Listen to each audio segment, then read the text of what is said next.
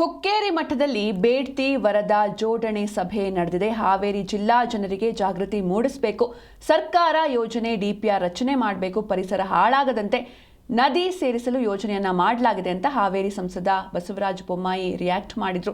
ಪಕ್ಷಾತೀತವಾಗಿ ರಾಜಕೀಯ ನಾಯಕರು, ರೈತರು ಹಾಗೂ ಜಿಲ್ಲೆಯ ವಿವಿಧ ಮಠಾಧೀಶರು ಭಾಗವಹಿಸಿದ್ರು.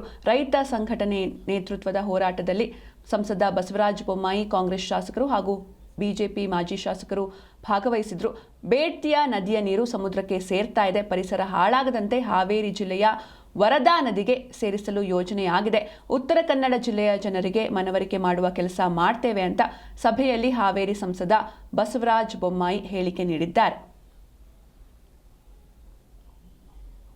ಎಲ್ಲರೂ ಒಗ್ಗಟ್ಟಾಗಿ ಸಂಘಟಿತವಾಗಿ ಈ ಗುರಿ ಮುಟ್ಟುವವರೆಗೂ ಹೋರಾಟವನ್ನು ಮಾಡಬೇಕು. ಕೇಂದ್ರ ಸರ್ಕಾರ ಮತ್ತು ರಾಜ್ಯ ಸರ್ಕಾರಕ್ಕೆ ಒತ್ತಡ ಮತ್ತು ಮನವರಿಕೆ ಮಾಡಿಕೊಡುವಂಥ ಅವಶ್ಯಕತೆ ಇದೆ. DPR ಅಲ್ಲಿ ಹಾವೇರಿ ಜಿಲ್ಲೆಗೆ ಪ್ರತ್ಯೇಕವಾಗಿರುವಂಥ ನೀರು ಹಿಡಿದುಕೊಳ್ಳುವಂಥ ಒಂದು ವ್ಯವಸ್ಥೆ ಆಗಬೇಕು. ಅದಕ್ಕೆ DPRನಲ್ಲಿ ಆ ಅಂಶವನ್ನು ಸೇರಿಸಬೇಕು ಅಂತ ಹೇಳಿ ಈಗ ನಾನು ಆಗಲೇ ಏನು ಬರೆದಿದ್ದೇನೆ ಅದನ್ನು ಒತ್ತಾಯ ಮಾಡೋ ಸಲುವಾಗಿ ರಾಜ್ಯ ಸರ್ಕಾರದ ಮುಖ್ಯಮಂತ್ರಿ, ಉಪಮುಖ್ಯಮಂತ್ರಿಗಳಿಗೆ, ಶಾಸಕರು, ಸಂಸತ್ ಸದಸ್ಯರು, ಮಾಜಿ ಸಚಿವರು, ಶಾಸಕರು ಮತ್ತು ಪರಮ ಪೂಜ್ಯರು, ರೈತ ಸಂಘದ ಮುಖಂಡರು ಎಲ್ಲರೂ ಸೇರಿ ಭೇಟಿಯಾಗುವಂಥದ್ದು, ಮನವರಿಕೆ ಮಾಡಿಕೊಡುವಂಥದ್ದು.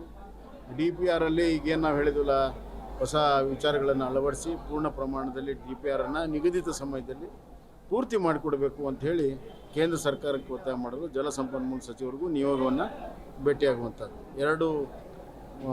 ಒಂದೇ ನಿಯೋಗ 2 ಕಡೆ ಭೇಟಿಯಾಗುತ್ತೆ. ಇಲ್ಲಿ ರಾಜ್ಯ ಸರ್ಕಾರದಲ್ಲಿ ಮುಖ್ಯಮಂತ್ರಿ, ಉಪಮುಖ್ಯಮಂತ್ರಿಗಳು, ಜಲಸಂಪನ್ಮೂಲ ಸಚಿವರು ಇರೋದ್ರಿಂದ ಅವ್ರನ್ನ ಭೇಟಿಯಾಗುವಂಥದ್ದು.